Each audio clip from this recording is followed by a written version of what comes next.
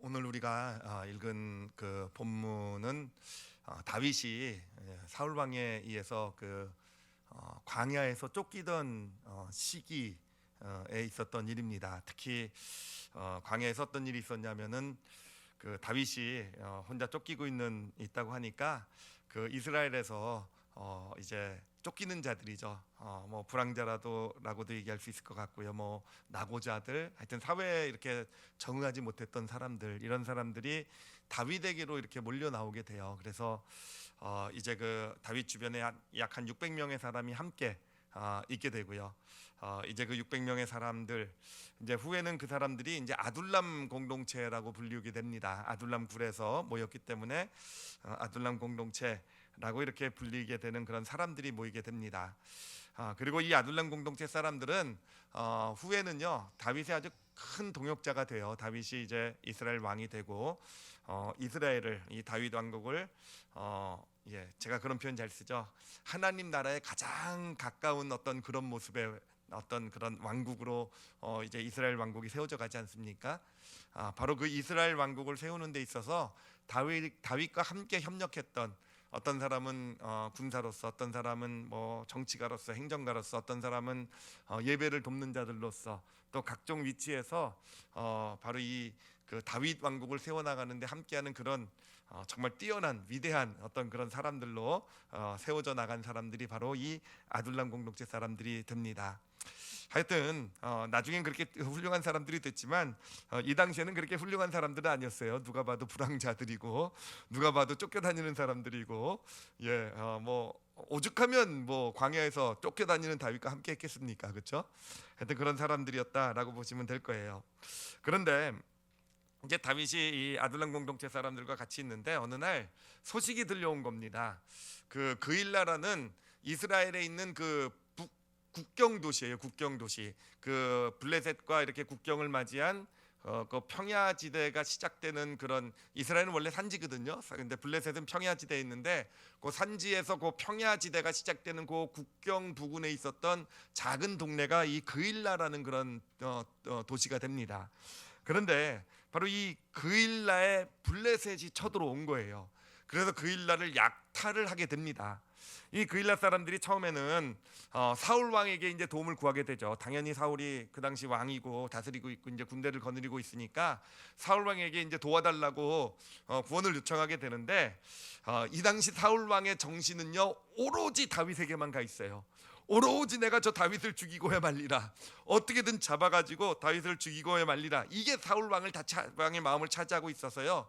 이 그일라라는 그 조그만 도시가 뭐 블레셋이 쳐들어오든 말든 사울 왕은 그일라를 외면을 하게 됩니다. 그러니까 이 그일라 사람들이 큰일 났지 않습니까? 큰일 난 가운데서 결국은 그러면 어쩔 수 없다, 다윗에게라도, 쫓겨다니고 있지만 저 다윗에게라도 좀 부탁을 해보자. 그래가지고는 다윗에게 사람을 보낸 거예요. 지금 우리가 이런 사정이니 우리를 좀 도와주십시오 라고 이렇게 요청을 하게 됩니다. 그런데 이 요청을 받은 이 다윗이 그렇죠. 다윗은 사람 좋은 사람이잖아요, 그렇죠? 그러니까 뭐 그일라 사람들이 고통한다고 하니까 이 마음이 어떤 부담이 있는 거예요. 가서 좀 도와줘야 되겠구나, 뭔가 구해줘야지, 저렇게 블레셋에 고통당하면 안 되지, 이런 마음도 있지만 또 한편으로는요 이 그일라로 가는 것 자체가 굉장히 위험한 일이거든요. 그일라로 가게 되면은 블레셋과 싸우는 것도 힘든 일이지만 더 문제는 뭐냐면은 그일라라는 곳은 평지에 있는 어떤 도시예요. 그러니까 다윗이 그곳으로 가면은요 지금 쫓겨다니는 신세, 지금 쫓겨다니면서 지금 그 행적이 들통나면 안 되는데 걸리게 되잖아요. 사울 왕이 알게 되지 않겠습니까? 그러면 또 알게 되면은 그 평지 가운데 있기 때문에 사울 왕이 만약에 자신을 잡으러 오면은 도망갈 데도 없는 곳이 바로 그일라라는 곳이에요.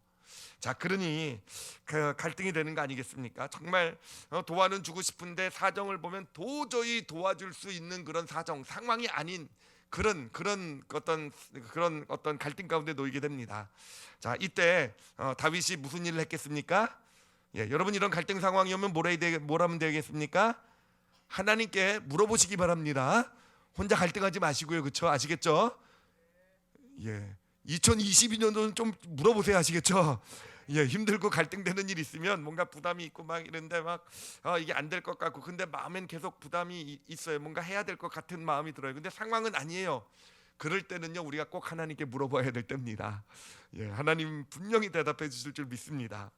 하여튼 다윗이 물어봤어요. 하나님께 물어봤더니 하나님께서 대답을 하십니다. 가라. 내가 그 블레셋을 이기게 해주겠다. 너 승리할 것이다. 가라. 이렇게 말씀을 하세요. 그래서 다윗이 이제 사람들에게 말합니다. 하나님이 가라고 하신다. 이제 우리가 가자 그랬더니 이번에는 이 아둘람 공동체 사람들이 반대를 하는 겁니다. 이거 너무 위험하다라는 거죠. 하나님 좀 다윗에게 좀 따진 것 같아요. 하나님 말씀하신 거 맞냐고, 확실히 들었냐고. 예, 다시 한 번만 좀 확인해 보면 안 되겠냐고. 이건 아무리 생각해도 거기 가는 건 우리한테 너무 위험한 일입니다. 그러니까 다윗도 어느 정도 동의를 하죠. 그래가지고 또 한 번 물어봅니다. 하나님께 또 나가서 또 하나님, 당신께서 아까 말씀하신 게 확실하십니까? 정말 우리가 그 일나로 가도 괜찮겠습니까? 그랬더니 하나님이 가라, 괜찮다. 가라.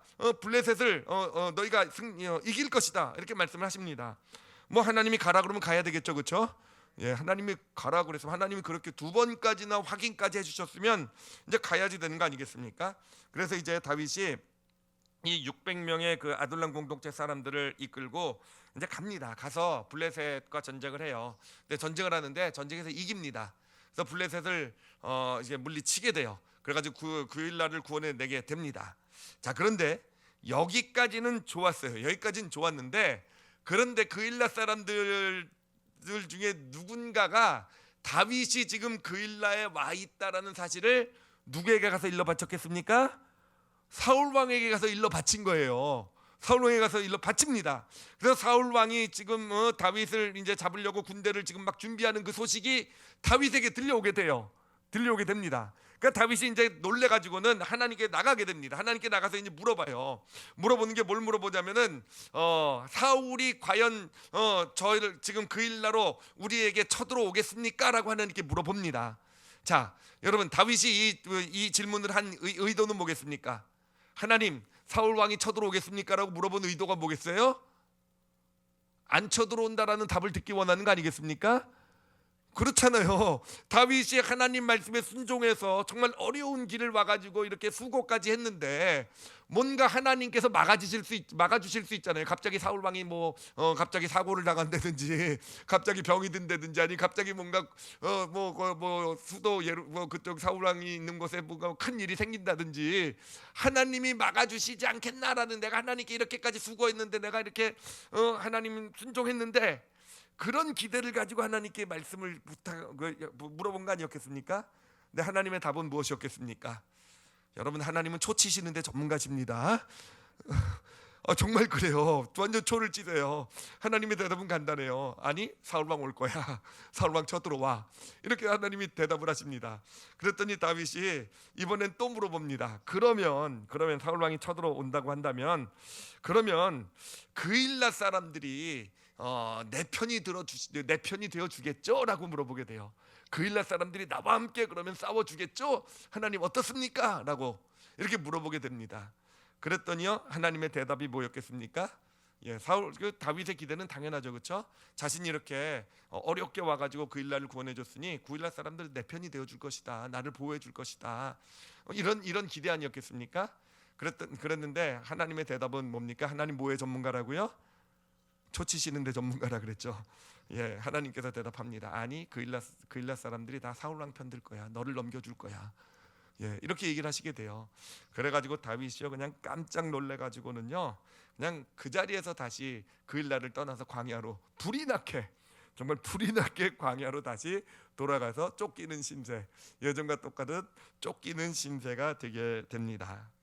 자, 이것으로 이제 그일라 사건은 이제 끝이 나요. 그리고 이제 다음 사건으로 성경은 넘어가게 되는데요. 여러분 어떻습니까?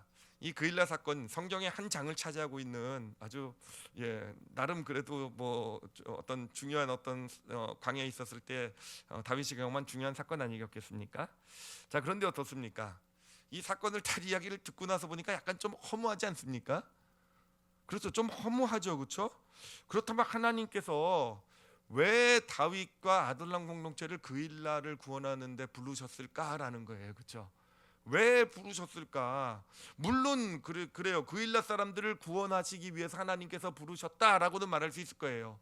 그런데 좋아요. 그일라 사람들은 구원하는 건 좋은데 이 다윗과 이 아둘람 공동체에는 이게 어떤 의미가 있었느냐라는 거죠. 이들에게는 어떤 뭔가 그렇게 수고를 해가지고 순종까지 하고 정말 희생까지 하고 정말 어떤 어려움까지 겪어가면서 그냥 그 자신들의 어떤 상황은 사정은 뒤로 하고 가서 도왔으면은 뭔가 하나님께서 그거에 대한 보상을 좀 해주셔야 되는 거 아니겠습니까? 그래서 뭔가 그들에게도 뭔가 이익이 있든지 그들에게서도 뭔가 바뀐 게 있든지 뭔가 그 일날을 구원했으니까 뭔가 우와 하나님께서 그들을 이렇게 뭔가 축복해 주시고 뭔가 그런 게 있어야 되지 않겠습니까? 그런데 그런 일이 아무것도 없었다라는 거예요. 아무것도. 예, 제가 하여튼 이 말씀을 볼 때마다 생각나는 그 종교 용어가 하나 있어요. 도로아미타불이라고요. 옛날 사정으로 그냥 다시 돌아가 버린 것뿐이에요. 아무 변화도 없고 정말 그냥 다윗과 이 아둘람 공동체는 그일라만 좋은 일 했지 헛수고를 한 사건이 바로 이 사건이 이 그일라를 구원한 사건이 아니었겠는가라는 거예요. 왜 성경은 굳이 이 그일라 사건을 거기다 집어넣었을까? 이 다윗과 이 아둘람 공동체에게는 어떻게 보면 아무 의미도 없는, 사실이요. 제가 그래서 성경도 그렇게 봤었어요. 어떻게 봤었냐면은 요 그일라가 나온 사건을 딱 그 한 장을 빼놓고 성경을 한번 읽어봤어요. 그랬더니 아무런 지장이 없더라고요. 그냥 없어도 성경에 꼭 있어야 되는 소리가 아닌 그렇게 큰 의미가 없는 그일라라고 그 다음에 지명이 나오지도 않아요. 예, 그일라가 무슨 나중에 무슨 다윗 왕국의 무슨 중요한 이런 것도 없어요. 그냥 여기에만 나오고 사라지는 그런 어떤 한 그냥 국경의 작은 도시밖에 지나지 않은 그냥 다윗이 예전에 한번 구원했다 이것밖에 안 되는 이야기가 실려져 있었다라는 거죠. 자, 그러면 여러분 진짜로 이 사건이 다윗과 이 아둘람 공동체에게는 헛수고와 같은 아까 말한 도로아미타불 같은 어떤 수고는 하고 뭔가 희생은 했지만 아무 이익도 없었던 그런 사건이었을까? 하나님은 정말 그냥 그일라 백성 구하는 어떤 그런 일에 그냥 쓰시고 그냥 아무것도 없이 아무 의미도 없이 이 다윗과 이 아둘람 공동체는 그냥 그들은 그냥 어떤 소모품처럼 사용했던 그런 사건이 그일라 사건이었을까라는 거예요. 여러분 이 사건은요 사실은요 정말 사실은 다윗과 아둘람 공동체는요 진짜 중요한 의미가 있는 사건입니다.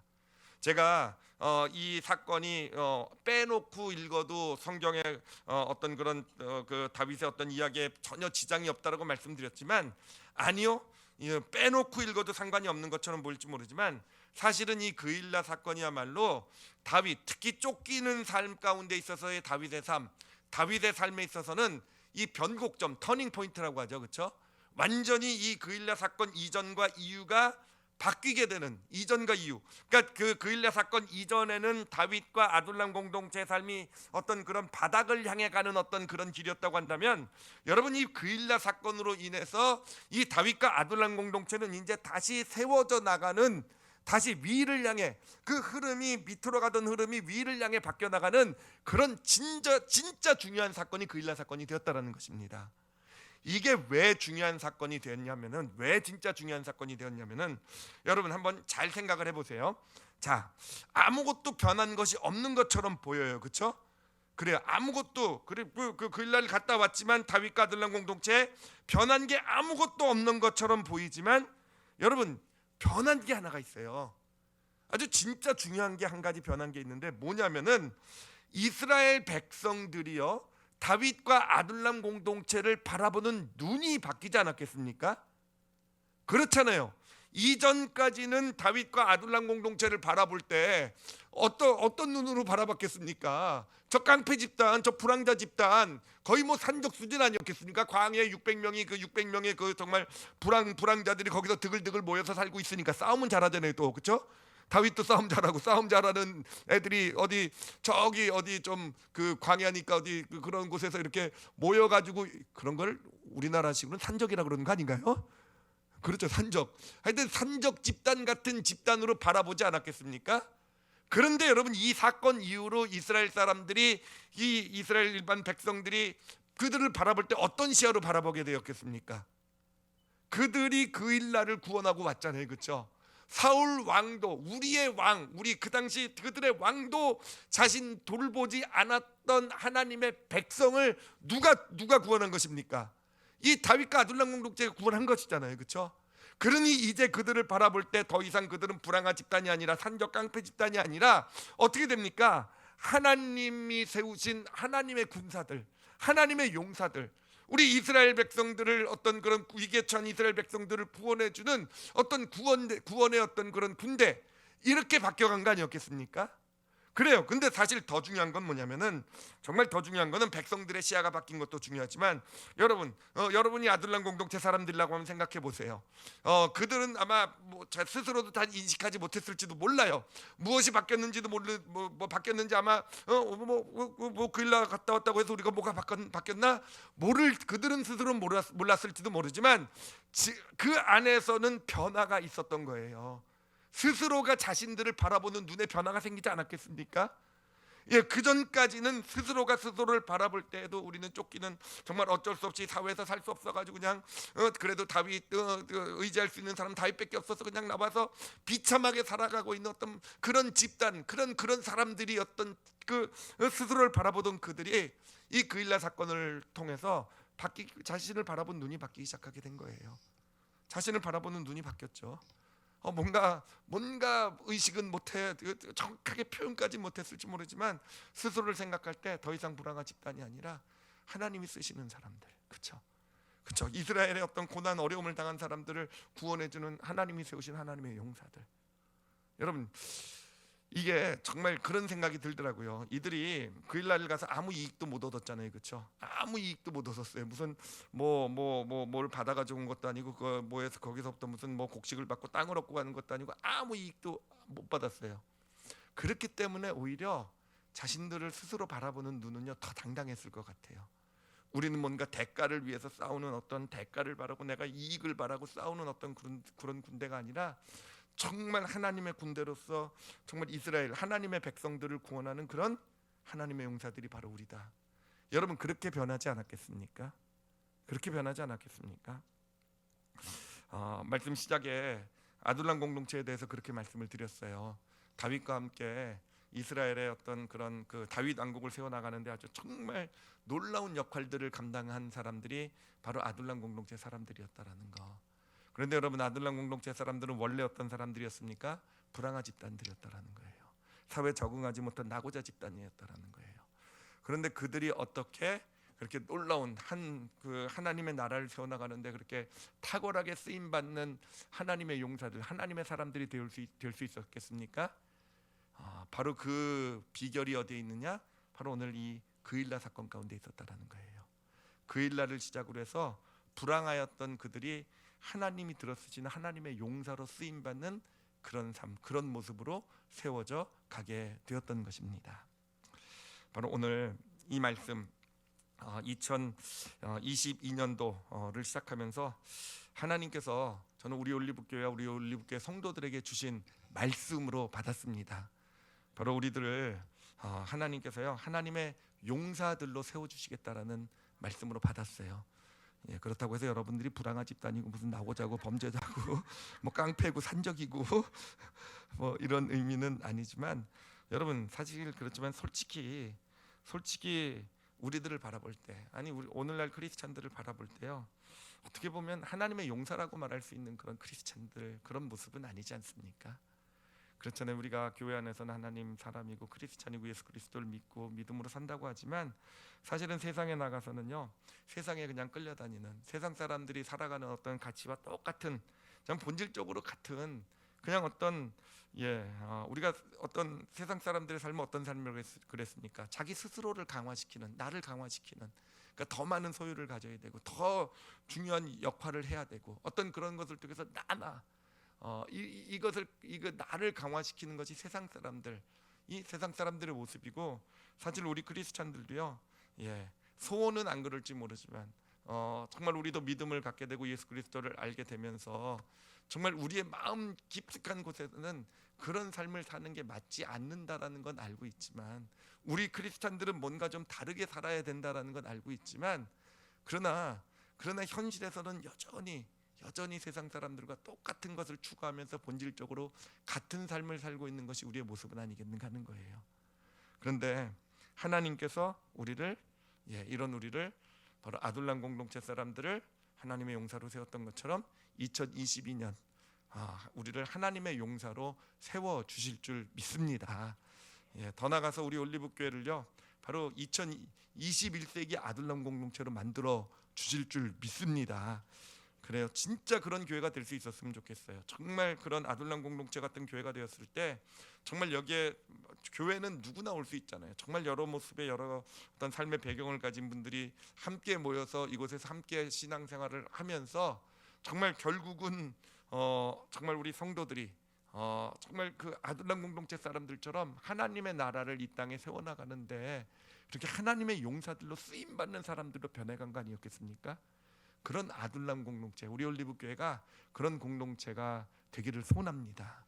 그리고 2022년도가 그 본격적인 시작이 되었으면 좋겠어요. 이 아둘람 공동체를 생각할 때마다 특히 더 소망을 품는 것은 뭐냐면 우리 자녀들이요, 우리 아이들이요. 그렇잖아요. 예수 그리스도 어렸을 때부터 예수 그리스도를 믿고 자라는 것이 무엇이 축복이고 그게 무엇이 유익이 되겠습니까? 뭐 예수 믿고 천국 가는 유익 뭐 예수 믿고 천국 가게 되잖아. 그것이 다겠습니까? 아니잖아요, 그렇죠?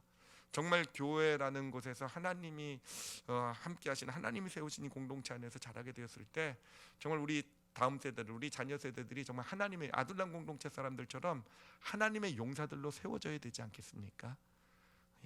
2022년도 하나님께서 반드시 그렇게 우리 교회를 또 우리 성도들을, 우리 자녀 세대들을 세워 주실 줄 믿습니다. 자, 그런데 그러기 위해서는요, 우리가 좀 마음에 좀 간직해야 될 것이 있어요. 오늘 그 일라 사건을 통해서 우리가 우리의 삶을 이렇게 살아야 되겠구나. 우리가 좀 오늘 이제 2022년도를 맞이하면서 좀 꼭 마음에 간직하고 결심하고 1년 동안 붙들고 살아야 되는 그런 실천 제목이라고 할까요? 그걸 두 가지만 좀 드리도록 하겠습니다. 첫 번째는 뭐냐면은요, 이 정말 하나님의 용사가 되기 위해서는요, 손해를 볼 줄 아는 그런 사람이 될 수 있어야 돼요. 여러분, 손해를 볼 줄 아는 것. 그래요.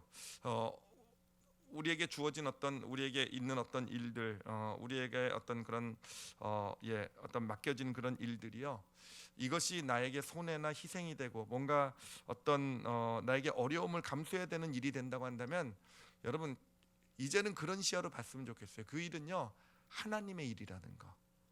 여러분, 그 일라 사건이 그랬잖아요, 그렇죠? 그 일라 사건이 그 아둘람 공동체, 다윗과 아둘람 공동체에게는요, 손해고 희생이고 어떤 위험을 감수돼야 되는 그 일을 해도 자기들에게는 눈에 보이는 이익은 하나도 없는 일이었어요, 그렇죠? 그런데 그 일이 어떤 일이 됩니까? 하나님의 일이 된 거예요. 그들을 하나님의 용사로 세워가시는 하나님의 일이 되어져 간다라는 것이죠. 그래요. 이 하나님이 하시는 일은 그래요. 하나님이 우리를 용사로 세우시는 것은요, 이렇게 손해를 볼 줄 아는 어떤 그런 훈련 가운데서 우리가 눈에 보이는 것은 아무 이익은 받지 못한 것처럼 보여도 결국은 우리 자신 스스로를 변화시켜 가시는, 정말 하나님의 용사로 우리를 세워 가시는 그런 하나님의 축복의 역사가 나타나게 된다라는 것이죠. 제가 요즘 사실은 10년 넘게 20년 넘게 기도를 해왔던 기도 제목이 하나 있는데, 그 중에 그 가운데서도 특히 요즘 최근에 한 달쯤 된 것 같아요. 한 달쯤 전부터 특히 꽂혀서 열심히 기도하고 있는 그런 내용이 하나 있어요.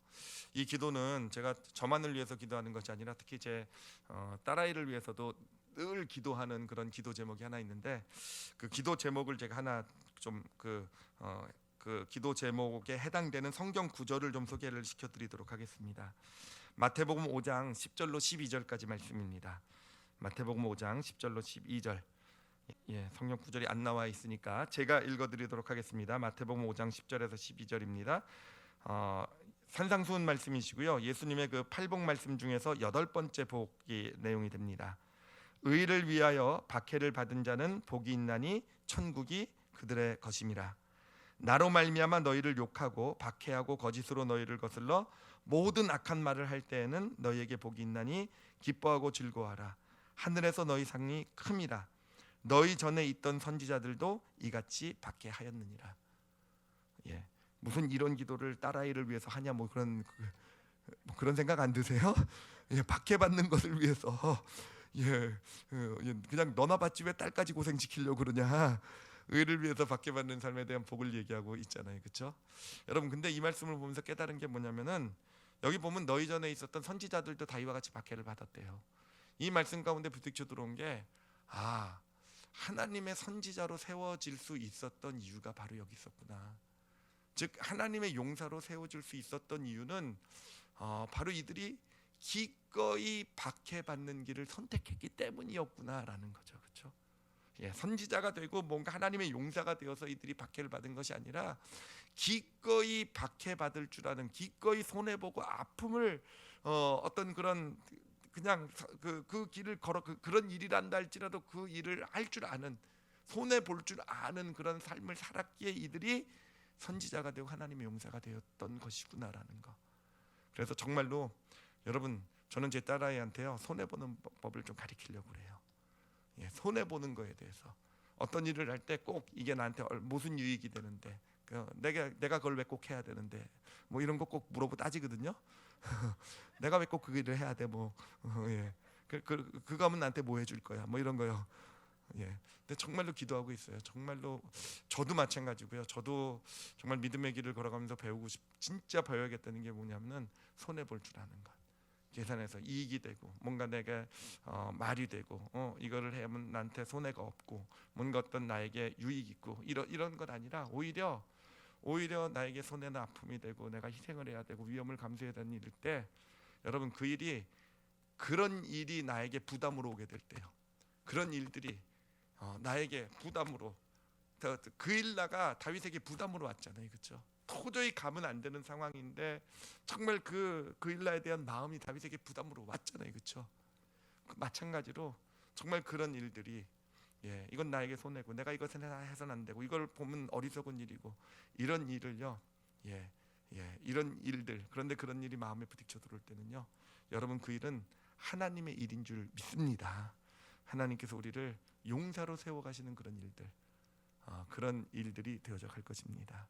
그래서 믿음의 길을 걸어가면서 2022년도 여러분 손해볼 줄 아는 삶을 한번 좀 살아보세요. 그냥 이익만을 위해서, 내 유익을 위해서 내가 아니요, 특히 하나님의 일에 있어서는 기꺼이 손해보실 줄 아시는, 그렇게 하나님의 용사로 세워져 가시는 우리 올리브교회 성도들이 되시기를 예수님의 이름으로 축원합니다. 그리고 또 하나요, 두 번째로 우리가 기억해야 될 것은 뭐냐면은, 여러분 하나님께서 이 다윗과 아둘람 공동체를 하나님의 용사로 세우시기 위해서 하신 일의 본질은 뭐냐면요, 바로 이 그일라 사람들, 지금 고난과 어려움 가운데 있는 그일라 사람들과 뭐하게 하신 겁니까? 함께하게 하신 거예요. 함께. 저희 2022년도 올리브교회 표어가 뭔지 아시죠, 그렇죠? 함께하는 교회. 근데 오늘 말씀을 보면서 이 함께라는 것의 능력에 대해서 좀 생각을 해보게 되었어요. 이 함께라는 것이요, 정말 이 묵상하고 이렇게 생각을 해볼수록 정말 이게 신비한 것이 함께라는 것이더라고요. 신비라는 것이. 여러분 제가 예를 들어서 설명을 해볼게요. 이게 뭐냐면은 선교를 예를 들어서 설명을 해보도록 하겠습니다. 사실 이제 선교지에 우리가 필요한 어떤 물질들이나 후원들을 많이 보내잖아요, 그렇죠? 물론 그런 것도 참 중요해요. 그런 것들이 가서 정말 거기 있는 영혼들에게 어떤 소망도 주고 또 어떤 그런 물건들이 크게 우리가 사용하는 것보다 더 큰 가치로 어떤 그런 그들에게 다가가기도 합니다. 근데요, 여러분 이 선물만 가서는요, 그것은 진짜 사람을 변화시키는 어떤 그런 일을 이루어내지 못한다라는 겁니다. 여러분 진짜 사람을 변화시키는 것은요, 무엇이 변화시키냐면은 바로 누군가가 그들과 함께 하게 될 때 사람이 변화가 되더라고요. 함께 하게 될 때 어떤 보내는 물질이나 어떤 후원 같은 것은 그것이 가지고 있는 가치만큼 어떤 그들에게 편리나 그들의 어떤 어려움이나 그런 것을 해결해 주겠지만, 함께 하는 어떤 그런 사람들을 통해서는요, 하나님께서 무슨 일을 이루시냐면은 그 사람을 변화시키는 일을 이루시더라고요. 그래요. 정말로 선교를 할 때마다 그런 생각도 많이 해요. 우리가 선교팀이 돼서 우리 뭐 중고등부 아이다 우리 청년들이 다 같이 선교를 가면은 어떻게 보면 비용도 많이 들고, 이런 비용을 들어서 거기까지 갈 거면 그냥 그 비용을 그 선교지로 보내는 게 더 낫지 않을까, 이런 갈등도 사실은 많이 들어요. 그런데 여러분, 그게 그렇지가 않은 게, 우리가 숫자로 계산해 가지고 이 물질을 어떤 물질의 가치, 거기에 이 사람들이 이만큼 가는 데 있어서 그만한 물질, 이게 그냥 진짜 그 물질로 주면 더 좋아하지 않을까? 여러분, 그래요. 물론 그 물질로 주면 더 좋아할 수 있을지 몰라요. 그렇지만 그거는요, 그곳의 영혼을 변화시키지는 못하더라고요. 예. 오히려 그렇게 해서 전달된 많은 구호품들, 물질들은요, 오히려 그곳 사람들을 망가뜨리는 역할도 하더라고요. 그러나 우리 어떤 사람들이 어떤 자신의 어떤 물질을 들여서 희생을 해서 자신의 시간을 들여서 선교지를 가게 될 때, 그들과 함께하게 될 때요, 그 함께함이, 그들과 함께함으로 인해서 그곳 영혼들 삶의 모습 자체가 바뀌어가는, 정말 그 삶이 변화되어가는 하나님의 놀라운 역사가 나타나게 되는 것. 여러분, 저는 이게 하나님의 섭리임을 깨닫게 되었어요. 하나님께서도 우리 인간을 변화시키기 위해서는요, 하나님이신 예수님께서 직접 이 땅에 오셔서 우리와 함께 하셨던 거 아니었겠습니까? 예수님의 공생애 가운데 어떤 그런 그 변화된 영혼들은요, 예외 없이 예수님이 그들과 함께 해주셨을 때 아니겠습니까? 이게 바로 함께함의 능력이더라고요. 이게 함께함의 능력이에요. 내가 정말 누군가를 변화시키길 원한다고 한다면, 내가 누군가 정말 이게 내 가족일 수도 있고 내 자녀일 수도 있고, 또는 뭐 어떤 내게 맡겨진 영혼일 수도 있고요, 또는 나에게 그 일과 같은 어떤 그런 사람일 수도 있어요. 나와 전혀 관계가 없지만 마음에 부담을 준 어떤 사람일 수도 있어요. 이 사람을 정말로 변화시키길 원한다고 한다면은 내가 뭔가 좀 도움의 손길을 내주는 것, 이것만이 아니라, 물론 그것이 필요할 때도 있겠지만, 진짜 변화시키는 능력은 어디에 있다고요? 함께함에 있는 줄 믿습니다. 함께하지 않은 어떤 도움의 손길들은요, 이것이 해가 될 때가 많다라는 거예요. 이게 함께함의 놀라운 능력이고 신비입니다. 그런데 사실은 그거보다 더 놀라운 신비가 있어요. 뭐냐면은요, 여러분, 지금 보면은요, 여러분 우리 선교사님들 보면 정말 너무 멋있지 않습니까? 그래요. 정말 안우성 목사님 부부를 보면요, 너무 멋있어요. 너무, 어떻게 저렇게 멋있을 수가 있을까? 근데 저분들이 원래 멋있었을까?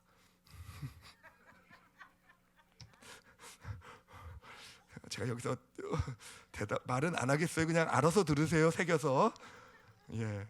근데 무엇이 저렇게 진짜 저렇게 멋있는 분들로, 정말 사실 그냥 솔직히 얘기하면 진짜 좋은 분이셨어요. 정말 좋은 분이시고 정말 그런 헌신과 결단도 있으신 분이셨지만, 여러분 지금 모습은요, 너무 정말 너무